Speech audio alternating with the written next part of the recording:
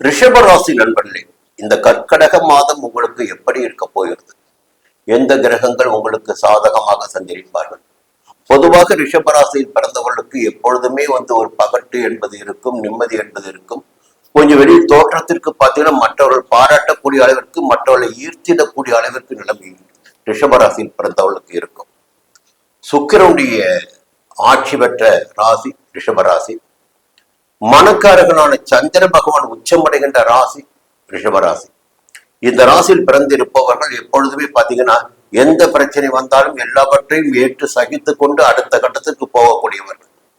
சரி, இந்த ஆடி மாதம், இந்த தெய்வீக மாதம், சக்தி மாதம் உங்களுக்கு எப்படி இருக்க போகிறது? இந்த மாதத்தில் பாத்தீங்கன்னா ஒரு அற்புதமான விஷயம் இருக்கு. கடந்த மாதத்தை விட இந்த மாதம் உங்களுக்கு யோகமான மாதமாகவே இருக்க போகிறது. அதற்கு காரணம் பார்த்தீங்கன்னா இந்த ஆத்மகாரகன் சூரிய பகவானின் சஞ்சாரம் இருக்கு பாருங்க.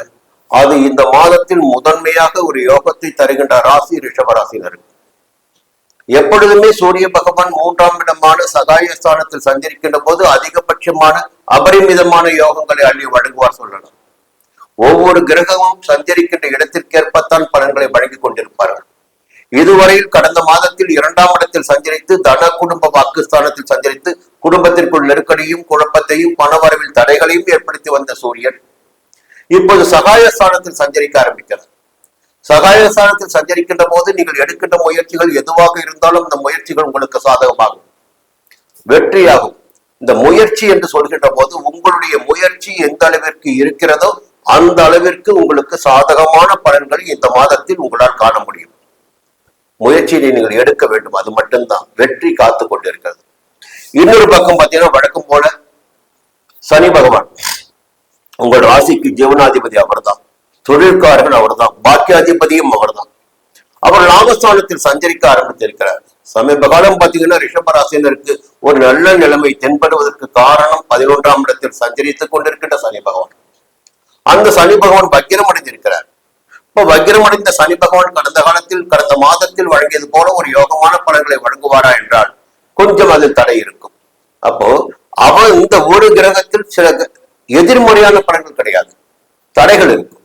அடுத்து பாத்தீங்கன்னா ராகு 10ஆம் இடத்துல செய்து வருகின்ற தொழிலில் எப்பொழுதுமே அக்கறை கூடுதலாகவே உங்களுக்கு இருக்கும், உழைப்பும் கூடுதலாகவே இருக்கும்.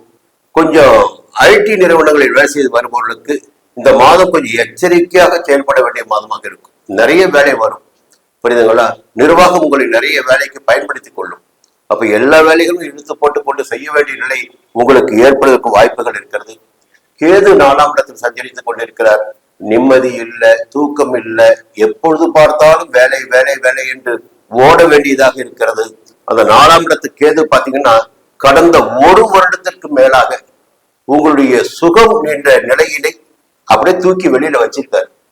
ஒரு நிம்மதி கிடையாது, நேரத்துக்கு தூங்க முடியல, நேரத்துக்கு சாப்பிட முடியல, உடல்நிலையும் சாதகமாக இல்லை. இது போன்ற நிலைகள் எல்லாம் இந்த காலகட்டத்தில் தொடர்ந்து கொண்டிருக்கிறது. உங்களுக்கு ஒரு பக்கம் வருமானம் வந்தாலும் வேலையில் உச்சம் இருந்தாலும் கேதுடைய சஞ்சாரம் உங்களுக்கு சாதகமாக இல்லை, வேலை பலவினை ஏற்படுத்தி கொண்டிருக்கிறது. அதன் வழியாக நிம்மதியற்ற நிலை இருந்து கொண்டிருக்கிறது. சில பேர் அப்பதான் ஹாஸ்பிட்டல் போட்டிருக்கீங்க. தாயாருடைய உடல்நிலையும் கொஞ்சம் பாதிக்கப்பட்டிருக்கும். இந்த விரைவில் ராகுக்கு அது பயிற்சி வரப்போகுது. அதன் பிறகு இந்த நிலை நிச்சயமாக மாறும், புரியுங்களா? அடுத்து பாத்தீங்கன்னா புதனுடைய சஞ்சாரம் 31/7 வரை உங்களுக்கு சாதகமாக இருக்கு. வெளியூர் பயணங்கள் அடிக்கடி ஏற்படும். பயணத்தின் வழியாக உங்களுக்கு ஆதாயமான நிலை ஏற்படுவதற்கு வாய்ப்புகள் இருக்கிறது. குரு பாத்தீங்கன்னா 3ஆம் இடத்தில் சஞ்சரித்துக் கொண்டிருக்கிறார். ஆனா இப்ப அஸ்தமனமாயிருக்கார். அஸ்தமனமாயிருக்கின்ற குரு ஆகஸ்ட் மாதம் 9ஆம் தேதி உதயமாகிறார். ஆகஸ்ட் மாதம் 9ஆம் தேதிக்கு பிறகு மீண்டும் சகாய குருவால் உங்களுக்கு சகாயமான பலன்கள் கிடைத்திட இருக்கிறது. காரணம் என்ன? குருவுடைய பார்வைகள் 7ஆம் இடத்திற்கும் 9ஆம் இடத்திற்கும் 11ஆம் இடத்திற்கும்.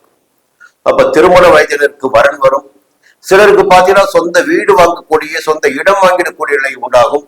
வருமானம் அதிகரிக்கும், பெரியவருடைய ஆதரவு கிடைக்கும். இந்த நிலைகள் எல்லாம் மாதத்தின் பிற்பகுதியில் குரு உதயமான பிறகு உங்களுக்கு கிடைப்பதற்கு வாய்ப்புகள் இருக்கிறது.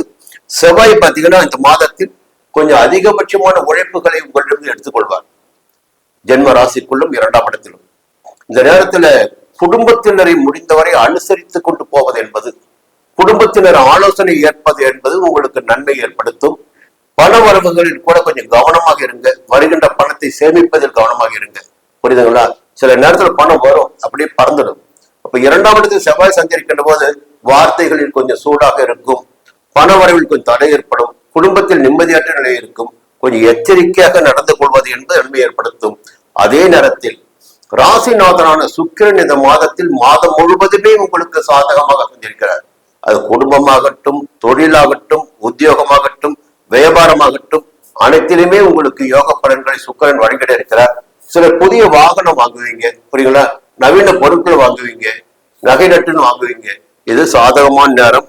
இந்த நேரத்தில் பாத்தீங்கன்னா சந்திராஷ்டமம் என்று பார்க்கின்ற போது ஜூலை மாதம் 26ஆம் தேதி காலை 10:04 முதல் ஜூலை மாதம் 28ஆம் தேதி இரவு 9:35 வரை உங்களுக்கு சந்திராஷ்டமம்.